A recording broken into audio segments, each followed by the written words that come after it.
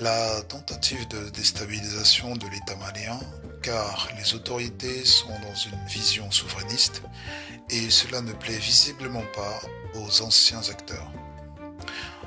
Peut-être parce que les dirigeants actuels ont compris quelque chose. Le monde entre dans une ère nouvelle, une ère où la puissance ne repose plus uniquement sur le pétrole ou le gaz, mais sur les batteries et sur un métal oublié, le lithium. Plus 900% de croissance mondiale de la demande de lithium entre 2015 et 2025. Ça représente 400 milliards de dollars sera la valeur du marché des batteries d'ici 2030. Sous les sols rouges du Mali, un trésor stratégique d'or depuis des millions d'années. L'un des plus grands potentiels de lithium du continent africain, 155 millions de tonnes de ressources estimées. Premier potentiel lithium d'Afrique.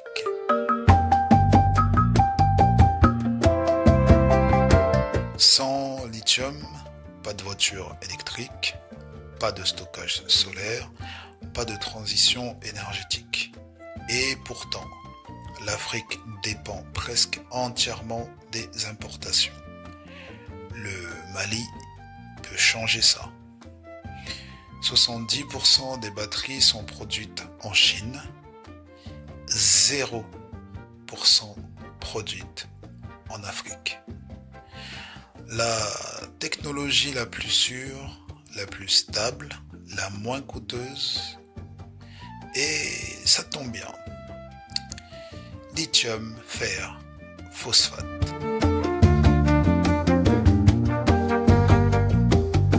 Une batterie, c'est 4 pièces essentielles. La cathode, l'anode, le séparateur et l'électrolyte. La bonne nouvelle, la technologie LFP, donc lithium, fer, phosphate, ne nécessite ni nickel ni cobalt.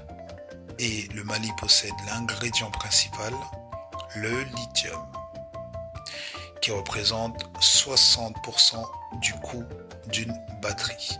C'est la cathode.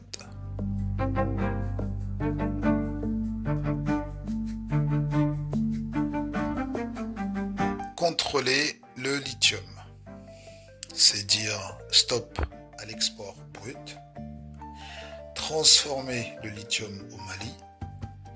L'hydroxyde de lithium, c'est 250% de valeur ajoutée.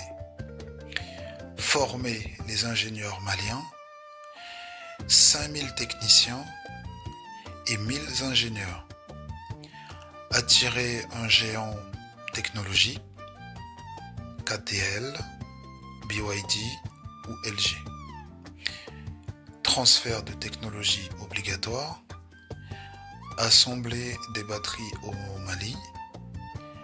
L'objectif le plus tôt possible pour que la première usine LFP soit au Sahel.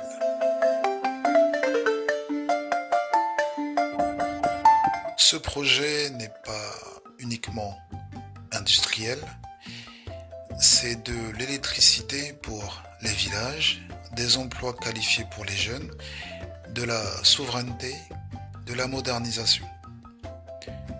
Le Mali peut enfin transformer ses richesses plutôt que de les exporter. Actuellement, environ 40% de la population n'a pas accès à l'électricité. Une usine de batterie, c'est environ 4000 emplois directs et indirects.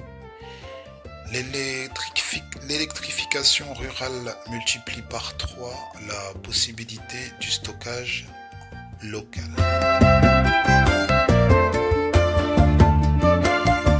Mais la route sera semée d'embûches.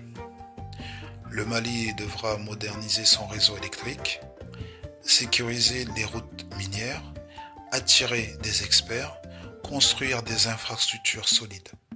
Sans ça, aucun projet industriel n'est possible.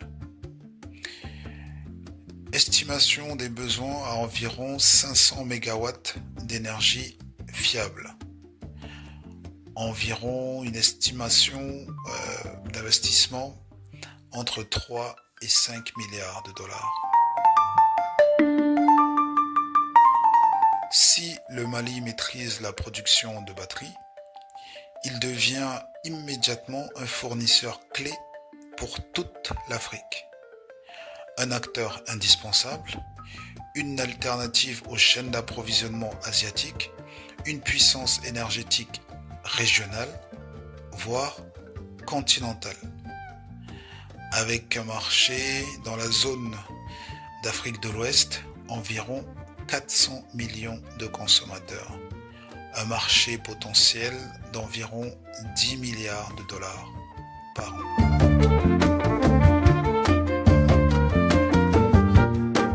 En l'espace de quelques années, le Mali pourrait produire ses propres batteries, exporter dans toute la région, alimenter des millions de foyers, créer une industrie nationale qui ne dépend plus de l'extérieur, une nouvelle ère, commencer par un choix stratégique.